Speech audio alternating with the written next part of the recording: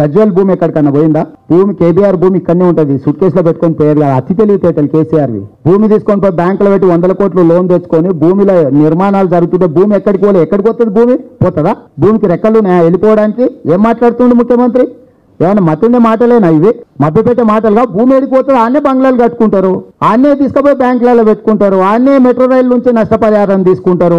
భూమి ఎడిపోతుంది, ఏ భూమి ఎక్కడికి పోదు అక్కడనే ఉంటుంది, దాన్ని అడ్డం పెట్టుకొని సంపాదించుకుంటారు. భూమి ఎక్కడికి పోలేదు అని ముఖ్యమంత్రి మాట్లాడుతున్నాడు అంటేనే తెలంగాణ సమాజాన్ని ఎట్లా తప్పుదో పట్టించాలనుకుంటుండో మీరు అర్థం చేసుకోండి.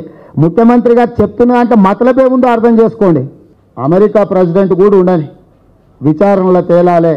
ఆ ఛానల్ ఉందా, పేపర్ ఉందా, ఇంకోరు ఉందా, ఎవరెవరు ఉన్నారు? మేము అడిగేది ఈ పేపర్ అనే ఛానళ్ళు ఉన్నాడా? ఇవన్నీ వివరాలు విచారణ సంస్థలు నిగ్గు తేల్చాల్సిన అవసరం ఉంది. ఈ కుంభకోణము పెద్ద కుంభకోణం, భారీ కుంభకోణం. తెలంగాణ రాష్ట్రం వచ్చిన తర్వాత ఉమ్మడి రాష్ట్రంలో జరిగిన దానికంటే కూడా పెద్ద కుంభకోణం. దాదాపుగా 70 సంవత్సరాల తెలంగాణ చరిత్రలో ఇంత పెద్ద కుంభకోణం ఎప్పుడు జరగలే. బోఫోర్స్ కుంభకోణం 60 కోట్లు. దేశంలో కాంగ్రెస్ పునాదులే కూలిపోయినాయి 60 కోట్ల కుంభకోణానికి. ఒక్క తెలంగాణ రాష్ట్రంలో ఇది 15,000 కోట్ల కుంభకోణం.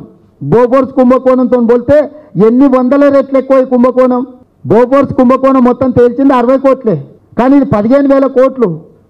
60 కోట్లు ఎక్కడ, 15,000 కోట్లు ఎక్కడ? ఎంత పెద్ద కుంభకోణం. దీన్ని సింపుల్గా ముఖ్యమంత్రి గారు సిబిసిఐడికి ఇచ్చేసిన భూమి ఎక్కడికి పోలేదని చిన్నపిల్లగాడు మాట్లాడుతుండే ముఖ్యమంత్రి గారు. అంత అమాయకులు చెవులో పువ్వు పెట్టుకొని ఎవరు తెలంగాణ సమాజంలో ముఖ్యమంత్రి చెప్పంగానే ఈయన సంకల్పించుకోవడానికి.